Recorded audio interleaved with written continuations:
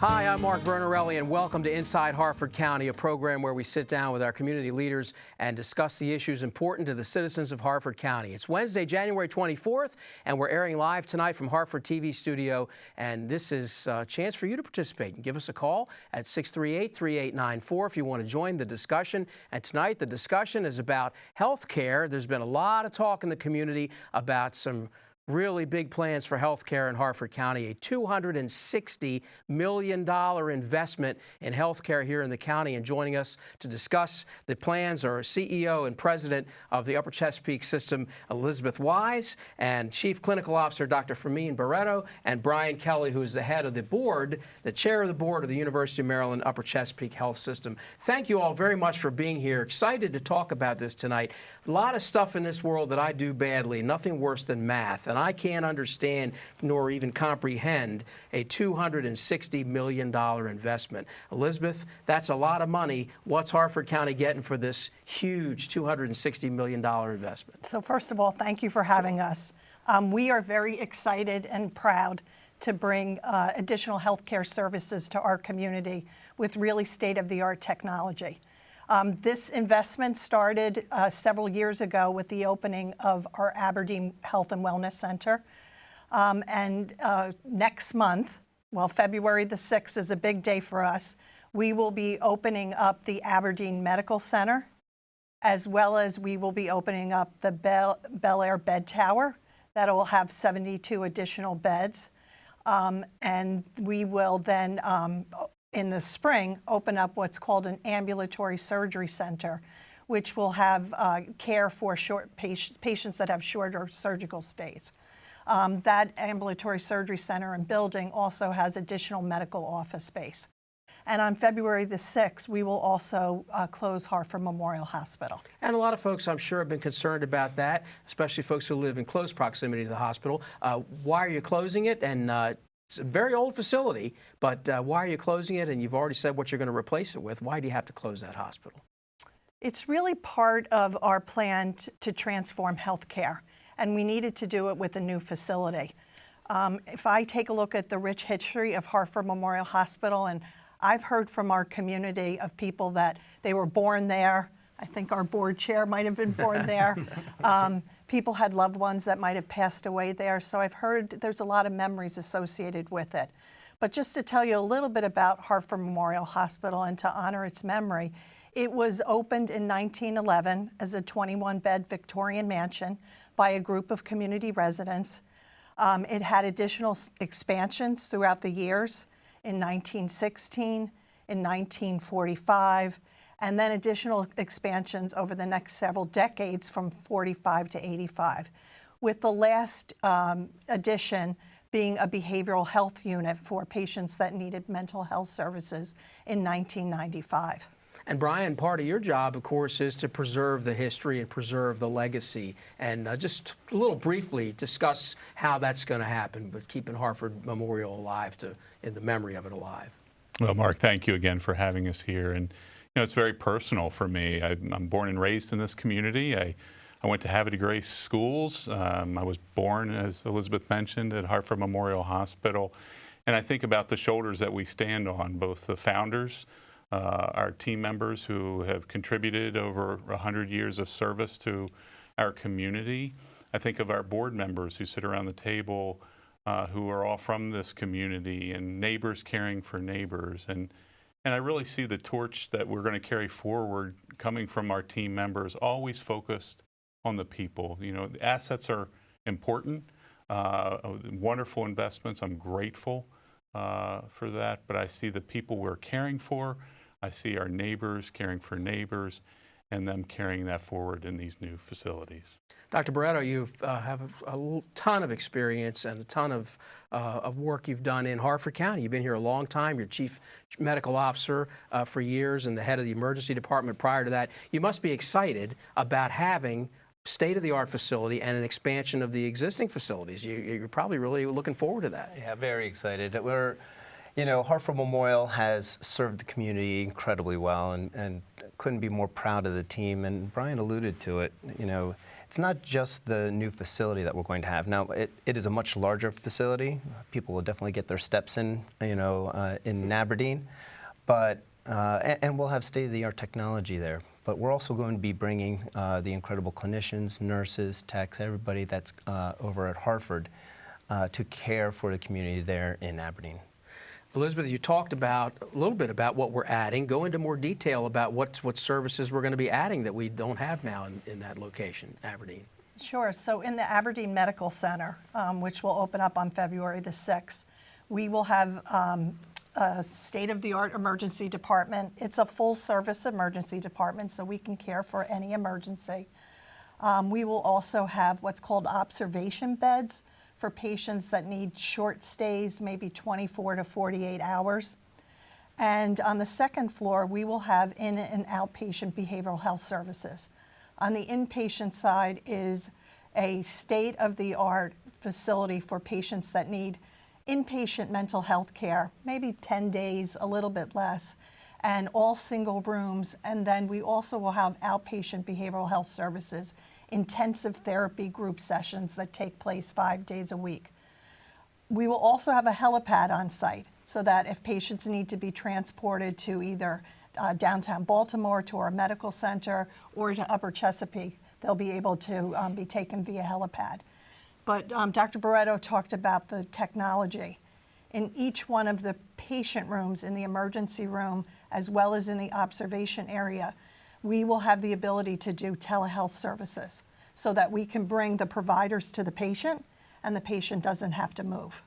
Wow, that's really important. Yeah, very important. Doctor, you must be excited about this expansion because it really is a major step, even though we have to close one hospital, getting a lot more services in these two other locations. Correct. Building off of what Elizabeth just said, we're going to be bringing the subspecialty care, that world-class health care that we've been able to leverage both at Upper Chesapeake and within the University of Maryland medical system directly to the patient's bedside. We talk about stroke care.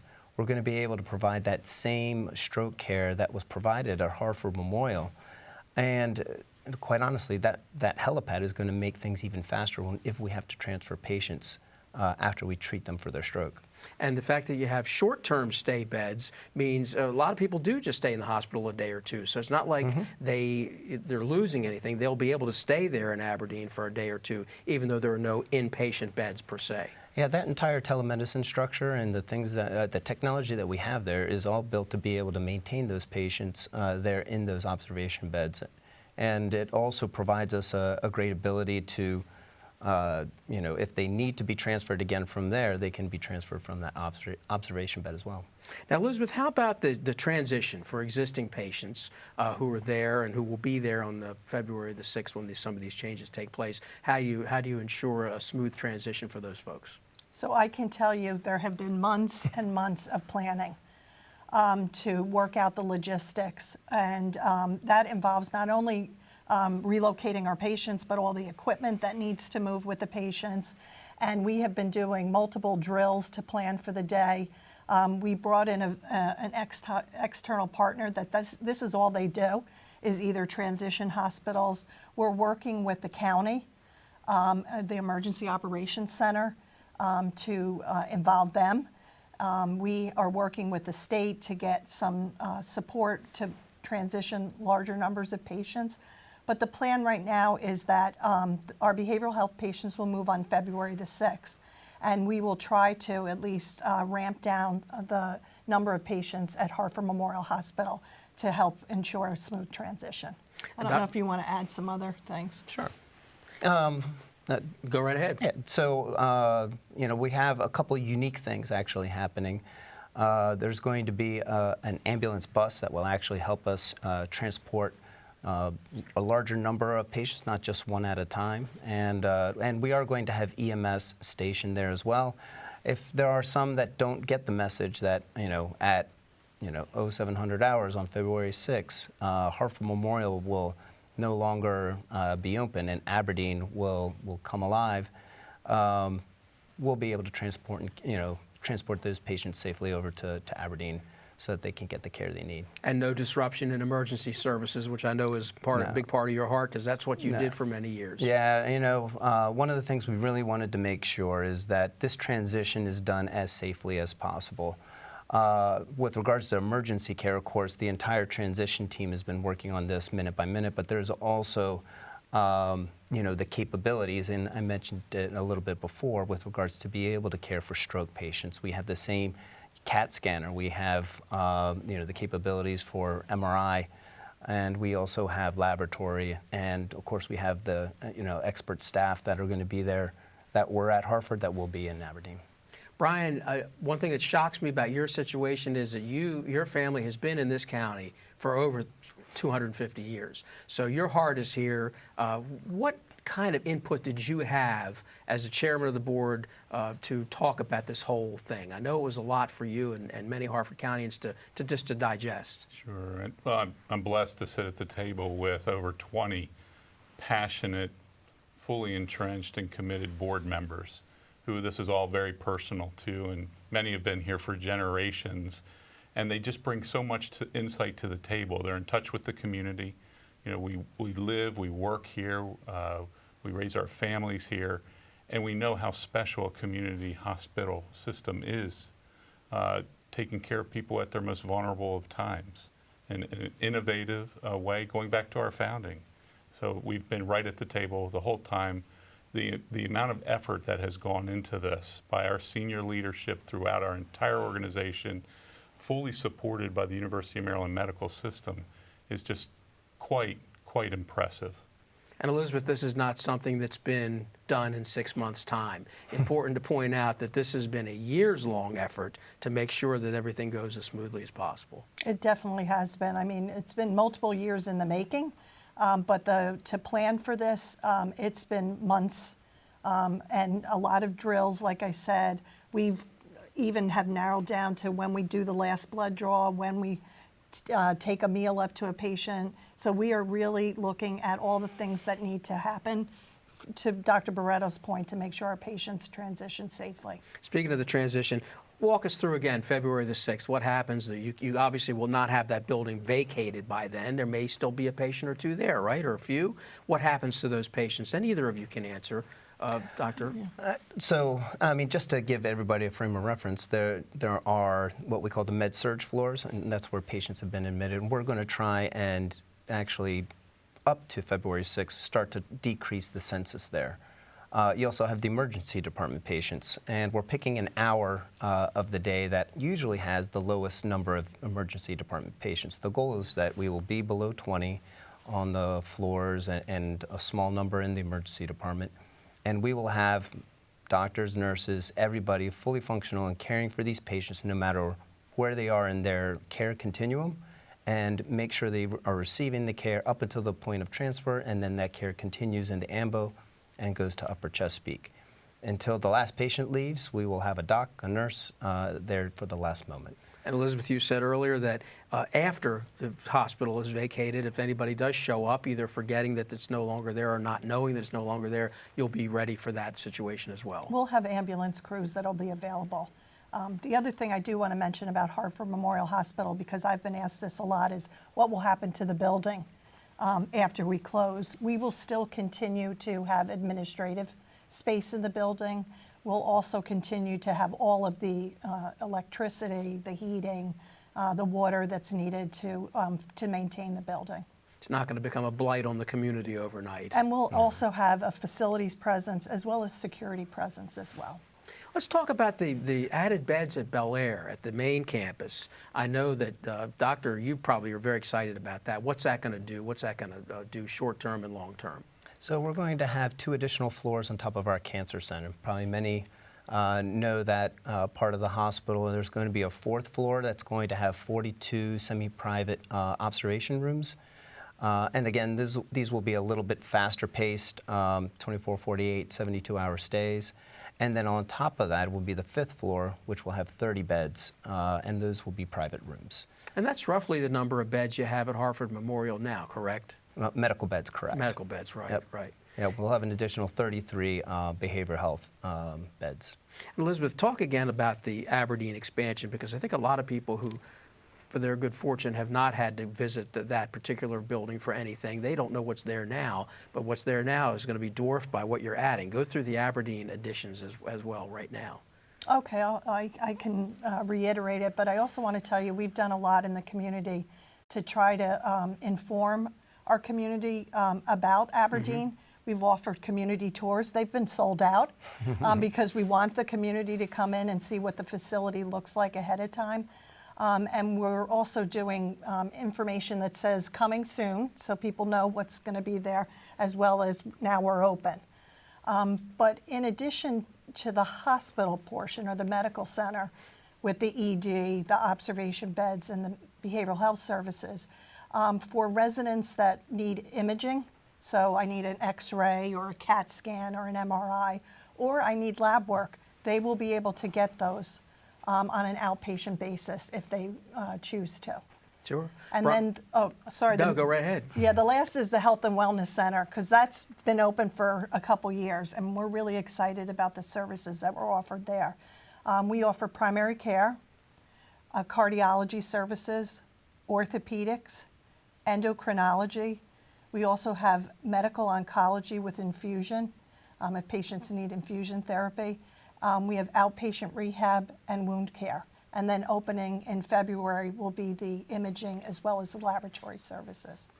Brian, in your role is on the board, what do you hear from citizens with the tours and real excitement, I'm sure, about the expanded services? What are you hearing most often from the citizens? I think some reassurance. I mean, change is never easy, and we have a great appreciation for the history and the legacy that's at Harford Memorial. But looking through the windshield at the future with these new assets and being able to provide enhanced accessibility and innovative, compassionate care at our community level is really something that I'm so grateful that you can get right here in Harford County. Absolutely. We're going to put up the website because I know you have a lot of information on your website. And Elizabeth, you've probably done a lot of work to make sure that as many questions can be answered as possible on that website, or at least a lot of information that you've given already is on the website, correct? Yes, we have a lot of information there. Again, we have flyers that are going out to the residents about coming soon and now open, just to inform people about what services they'll have access to. Certainly, if people have questions, they can do that through our social media sites. We also have done a lot of internal communications with our team members because they have questions too. And about 80% of the people that we work with live in either Harford or Cecil County. So when Brian talked about friends and neighbors, caring for friends and neighbors, our team members are some of those friends and neighbors. And so we've done a lot of education with them. I do a monthly town hall just to keep people informed and answer any questions that they have. You've done a lot of outreach, absolutely. Doctor, you go back a few years in your medical practice, and I'm sure you look at what's coming to Aberdeen and the expansion of Bel Air, and you must be thinking back a little bit to your medical school days and how things have changed medically, and the technology alone in these new facilities is amazing, isn't it? Oh yeah, it's absolutely amazing, and it's synergistic with all the things that we're trying to do with caring for patients in the right place at the right time. And you know, when we get these facilities online, it really will be a once in a lifetime opportunity to be able to convert these service lines into I think a more robust model that will be able to serve the community well. And this very evening, before you folks came here today, you had a kind of an open house of sorts for medical practitioners. Yep. What did you hear from them tonight? Well, I think all of them were trying to figure out what can we do there, what is what are the limitations, if any. A lot of them were checking out the new car smell in Aberdeen. It's. As Elizabeth was saying, it was completely sold out, if you will. So, I mean, they were going through and checking out the new digs, and I think there's definitely an excitement about what we're going to be able to do. Elizabeth, fortunately for Harford Countyans, this is not your first rodeo. You've done this before. One example that comes to mind is in the Lehigh Valley of Pennsylvania, where you were involved in a transition or in an addition of a major hospital. Right. Talk a little bit about that and how the community came through that. I was involved with the opening up of a new hospital in the Scranton market. because that was contiguous to the market that I had responsibility for. And there was a real need in the community to have a hospital that was state of the art, that people, because some of the other facilities that were already in the community didn't offer all the services that we were going to offer at the new facility. So it garnered, very similar to here, a lot of community support, a lot of excitement about the services that were offered. And I'm hearing the same thing, whether it be from our providers or the community as they've come through the tours. And Brian, what about the physical preservation of the legacy of Harford Memorial? I know there probably were talks about how do we memorialize, how do we keep the hospital going, plaque, memorial, what's in the works for that? Yeah, of significant importance. And we've been working with local museums to curate, as well as when you go through the front doors, I encourage you to look to your right. There's a wonderful display in tribute to the great history and legacy of Harford Memorial. That's great. Yeah. Doctor, what do you want to add about to the citizens about why this is so important? Because maybe they're hearing this and some folks are like, well, this is okay, but what does it mean to me? It means a lot, especially in Aberdeen, where all these services that do not now exist are being added. Correct. You know, I think the important thing to understand is the emergency services that are there are the same emergency services that we were providing at Harford. The capabilities are just so so much more up to date. The telemedicine capabilities is going to allow us to be able to safely care for patients there in Aberdeen, and I think the fear of change is always there, but the same people, the same clinicians, nurses, experts that we had there at Harford are coming down to Aberdeen to make that place a success. They should feel very confident in the team that's going to be there. I might also add, too, that in the Aberdeen Medical Center, we have several dedicated rooms that are for our older patients. They have natural sunlight coming in, larger letters, soft surface on the floor that we don't currently have now, so it'll be more senior friendly. And then some of the other rooms that we have in the emergency department are safe for patients that might want to either harm themselves or have suicidal ideation. Right now, we currently need to remove the equipment from the room. This, we actually can hit a button and within seconds make the room a safe room for our patients. And that's hugely important because the behavioral health services, the hub was to have been Harford Memorial, and nothing's being lost. It's just being improved tremendously from what I understand. It is. Even if you go up to the second floor of the behavioral health pavilion, it's a very home-like setting, a fireplace, a television. It has a Zen den. It has washer dryers for people that might be staying a little bit longer. So we've really tried to destigmatize how things look and make it more of a home-like setting. With your emergency background, Doctor, you must be thrilled about the expansion of that particular service, the emergency department. I mean, behavioral health, I think both as an emergency physician but also as the chief clinical officer, the needs for behavioral health seem never-ending in statewide, nationwide, and in Harford County, and very pleased to see the expansions, the wraparound services.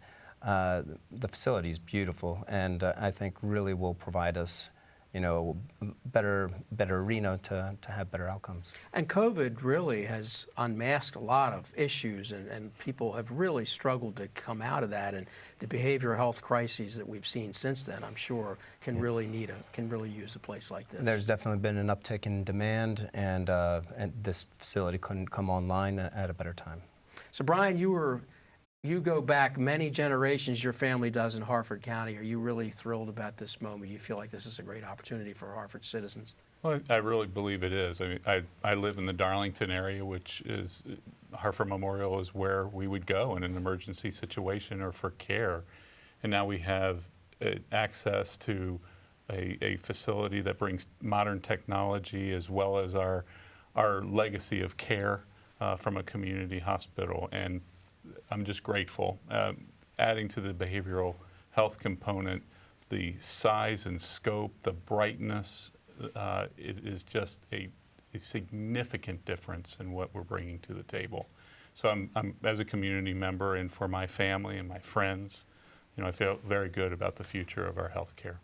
Elizabeth, it sounds like Harford Countyans are on the brink of getting just a tremendous expansion, and you must be really personally very excited about this. Well, first of all, I'm very humbled to lead this organization. I'm very proud of the team that I have to work with every day, but you don't always get in your career to open up 3 new facilities or units. And so, you know, whether it be the ambulatory surgery center that's going to open up in the spring, which I think will be wonderful for our patients that need short surgical care. We also, in that building, will have the hand, spine, joint practice. So if patients need orthopedic care, they'll have access to that on the 2nd floor of the, we're calling it Pavilion 3. And they'll also have outpatient rehab there. But the new beds in the Bel Air Tower, and then the medical center, as well as the health and wellness center. It's a lot of, it's very exciting, but it's really opening up access to care for our community. And you're also a nurse, so we need to point that out. You're not just somebody who took over from some boardroom or somewhere. You have a lot of clinical experience, so that must be interesting for you to walk through and see how the medical care itself is, because you know a thing or two about it. I do. You know, I'm proud of my nursing career, and I think I'm able to blend not only nursing but also a business background as well. But I had a very traditional career of caring for patients at the bedside, and you know, still enjoy, love making rounds on our patients and our team members. So. And Dr. Barreto, your background is emergency medicine and toxicology, board certified in both, so you have a lot to look forward to, because this new Aberdeen facility in particular is going to really go back to your roots, I guess, so to speak. Yeah, no, I think you've got 2 high-flying emergency departments with great staff. We'll be able to coordinate care, regionalize care, so that we can provide the best, safest, and highest quality care for our patients. And Brian, thanks for that tip on looking to the right when we go in there. We can always memorialize and see Harford Memorial remembered there. And thanks for your work on behalf of the citizens on the board. Oh, well, thank you, Mark, and thanks for helping us get this good word out to our community. You've done a good job. Thank you all very much for being here tonight. It's really been good. And thank you all for watching Inside Harford County. It's produced exclusively by Harford TV. Please join us again next month on behalf of our tremendous crew here at Harford TV. I'm Mark Vernarelli. Thanks again for watching.